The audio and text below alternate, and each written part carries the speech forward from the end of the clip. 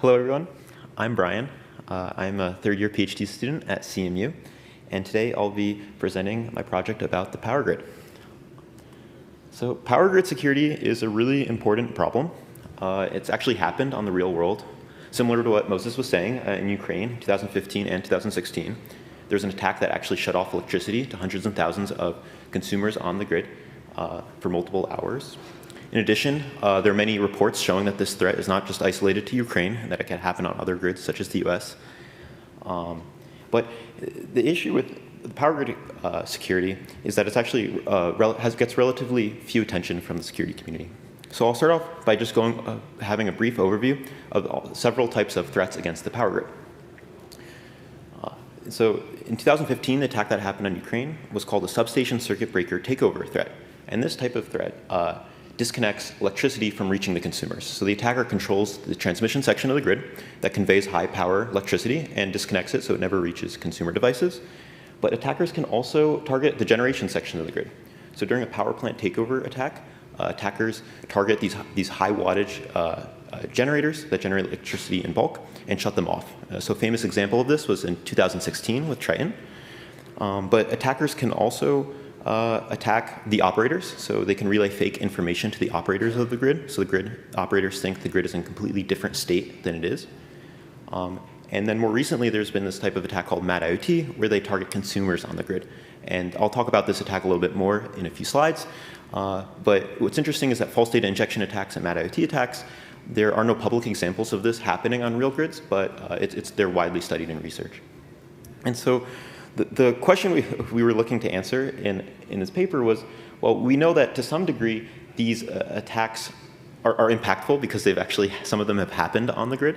But we wanted to explore, well, were these one-off events, or is that were just only applicable to Ukraine, or are they applicable to other grids? Should we be concerned about them?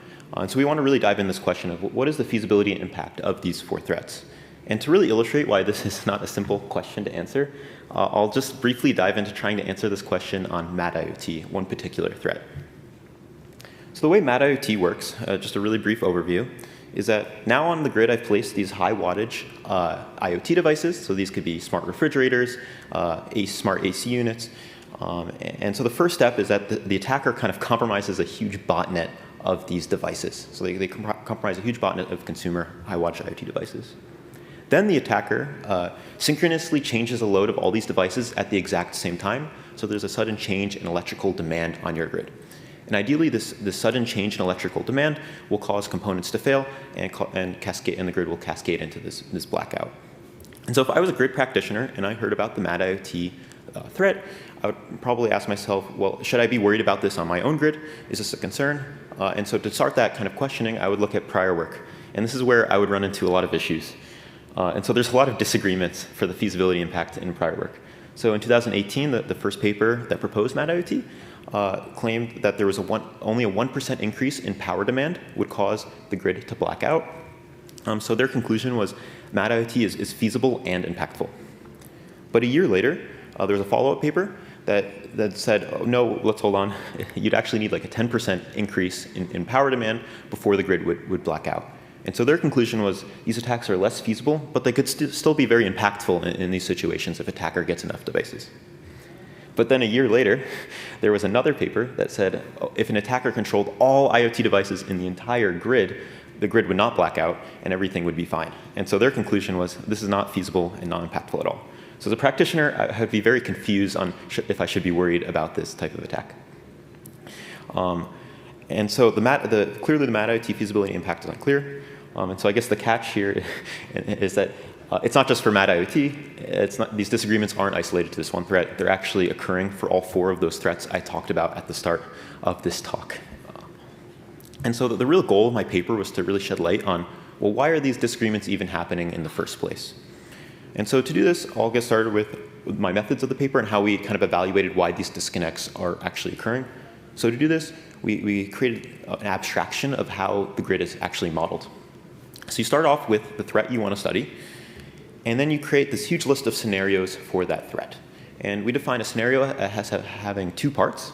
The first is a grid topology, which is a graph representation of your grid, so all the generators, load, lines, and their corresponding electrical properties. And then you have an attack you want to run on that grid. So in this case, as an example, we have what happens if the attacker shuts off 2 generators on your grid. So you create this whole list of these scenarios, and then you plug them into your simulator. And the simulator has this outcome, and that says, well, was your grid black out? Was everything OK? And so in this abstraction, we noticed that there were many sources of inconsistencies across this entire process. And so the first inconsistency we noticed is that some of prior work were using unrealistic topologies, and so their outcome was becoming very unrealistic. We also noticed that some of prior work had very limited coverage of topology scenarios. So the grid is constantly changing. There can occur a hurricane, emergency situation like a hurricane can happen. Components can fail, or the grid in the winter is very different than the grid in the summer. And so what we noticed is that some of prior work were only studying the grid in very specific situations and not getting a comprehensive view. We also noticed that some of the attacks had very unrealistic capabilities from the attacker's perspective that were either extremely difficult to achieve or sometimes impossible. But we also noticed issues with the simulator. So all these inconsistencies were to do with the scenarios. And so with the simulator, what we noticed is that the grid is an extremely complex machine, and all the processes are changing per grid. So some of the processes occurring in the US grid is different than European grids. And so what we noticed is that some prior work weren't modeling all the relevant processes going on in the grid. In addition, we noticed that some of the prior work were modeling these processes incorrectly, leading to incorrect outcomes. So in my paper, we actually deep dive into all these inconsistencies and do simulations to show their effects. But the purposes of this talk, because we only have 12 minutes, I'll just dive into unrealistic topologies and some of our interesting findings related to that. And so to study the effect of unrealistic topologies, we created this modeling framework to study all these inconsistencies. So what we wanted to do is look at each of those factors in isolation to see their effects on the modeling outcomes. And this modeling framework, by the way, is publicly available on GitHub. And so it had 3 major components. The first was a topology validator that looked at your grid topologies to see if they were realistic or unrealistic. Then we had a physics simulator, which simulated all the physical portions of the grid and their electrical properties. And then we had an operation simulator, and this simulated how operators interpreted data on the grid, and we used this to simulate these false data injection attacks. So the topology validator determined if grids were realistic on a couple fronts. The first property we looked at was called n-1. And so all that n-1 property states is that if any single component on your grid fails, the grid must be able to withstand this failure, this single point of failure. And this property is heavily regulated, so all grids have to satisfy this. At least all US grids have to satisfy this, but it is a common regulation. In addition, we checked to see if the topologies had realistic 10-minute power reserves. This is another regulated property of grids. But in addition, this data is actually public, so we looked at public data to see if they were realistic on this front. And then finally, we did a sanity check to see if all the device parameters are realistic. For example, we checked that if the flows of each of the lines were less than their stated capacity. And so what this led us to is kind of our first really interesting finding was that many public grid topologies are actually unrealistic. So we looked at 3 commonly used grid topologies in prior work, and we put them into our topology validator, and they were unrealistic on 2 fronts. The first is that actually none of them satisfied n-1, and the second was that none of the topologies actually had 10-minute power reserves. And so what we wanted to do is we needed realistic topologies to see what effect this is having. Excuse me. And so what we did is we patched the topologies. So we patched them so that all of them satisfied n-1 and that they had realistic 10-minute power reserves. We also put these patched topologies and they're publicly available. And so what we want to do is see their effect on the attacks and what these unrealistic topologies are having, what effects they're having. So we now turn to our physics simulator. And so the physics simulator, we extended Sugar, a steady-state power flow solver, to simulate the physical sections of the grid. And we extended it to simulate various processes occurring on the grid. I won't go into detail all these processes, but again, the details can be found in the paper. And now what we wanted to do is simulate an attack using this physics simulator. So I'll talk about how we simulated MadloT attacks for this talk. And so the MadloT attack we studied is we had the attacker continually increase demand until the grid would black out. And we did this for both the original unrealistic topologies and the realistic topology counterparts. And so this leads us to a second really interesting finding, is that MadloT attacks require more devices on realistic topologies in contrast to prior work. So here are the minimum amount of demand required for MadloT attacks on the unrealistic topologies, And these are the realistic topologies. So the attacker requires gaining access to significantly more devices, making the attack less feasible. So I'll end the talk with some brief recommendations from the paper. The first was to evaluate threats using realistic topologies. This seems simple, this bullet's short, but it's actually a very difficult problem and a very open research question because topologies are confidential. So there needs to be further explorations to coming up with these realistic topologies. In addition, we recommend the community evaluating threats in many different scenarios, like when the grid is in emergency situations and if a hurricane occurs, because in our paper we found that these emergency situations, attacks are much more dangerous. I didn't go into that in this talk, but it's a very important problem. And then finally, we really recommend there be better communication between the grid, security, and operational communities so there are better assumptions and to avoid these disagreements. So in conclusion, grid security is this really important problem, but the current state disagrees on which threats are feasible and impactful. We shed light on why these disagreements are occurring, and we do this by illustrating these modeling inconsistencies on those 4 threats. Again, I only talked about our explorations on MadloT in this talk, but we actually simulated all 4 threats talked about at the start of this paper, at the start of the talk in the paper. Thank you, and do you have any questions?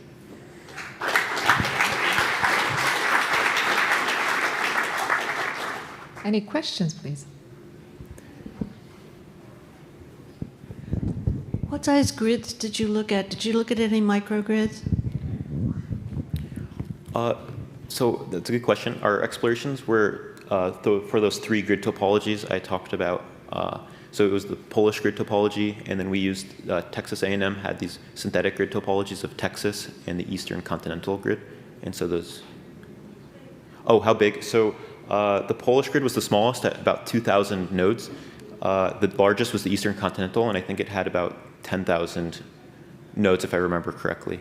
I don't remember off the top of my head, but those topologies are available, so I can look at them after. Thank you.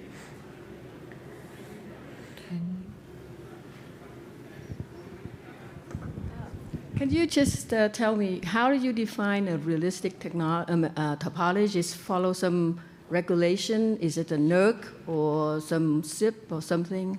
What regulation are you using to define a realistic? I see. So the N-1 regulation is regulated for all 3 US grids, the Eastern Continental, the Western Continental, and the Texas grid. For the realistic 10-minute power reserves, since we did it we looked at the regulations related to the Eastern and Texas, and then the Polish grid, we looked at their regulations separately because they had different regulations in the US grid, and they had different public data regarding the realistic power reserves. So I guess it depended on the regulation, depended on the feature we were looking at. Thank you.